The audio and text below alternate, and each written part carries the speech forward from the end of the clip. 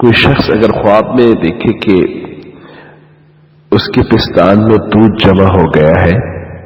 تو اس بات کی دلیل ہے کہ وہ نکاح کرے گا اگر وہ شادی شدہ نہیں ہے،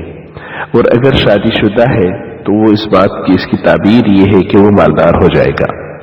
اور اگر یہ خواب کوئی بوڑھیا عورت دیکھے تو یہ اس بات کی دلیل ہے کہ وہ غریب ہو جائے گی،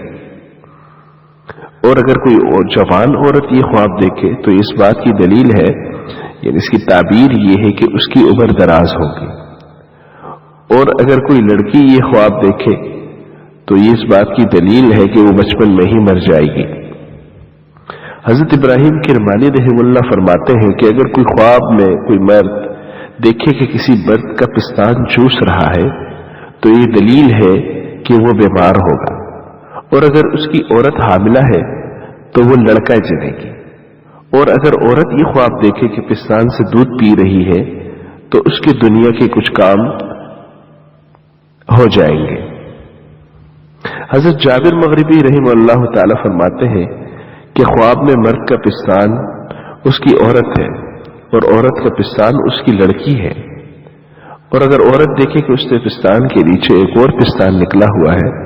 تو اس بات کی دلیل ہے کہ وہ لڑکی جنے گی، اور اگر مرد دیکھے کہ اس کے دونوں پستان بڑے ہو گئے ہیں تو اس کی دلیل یہ ہے کہ اس کے بچوں کا حال بہتر ہوگا یا لڑکی کی شادی کرے گا،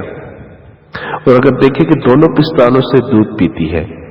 تو دلیل ہے کہ اس کو غم اور ملامت حاصل ہوں گے، اور اگر یہ دیکھے کہ اس کے پستان شیر شکم کو جاتا ہے تو دلیل ہے کہ اس کا نقصان ہوگا۔ حضرت جعفر صادق رحمہ اللہ نے فرمایا ہے کہ خواب میں پستانوں کا دیکھنا 5 وجہ پر ہے۔ نمبر 1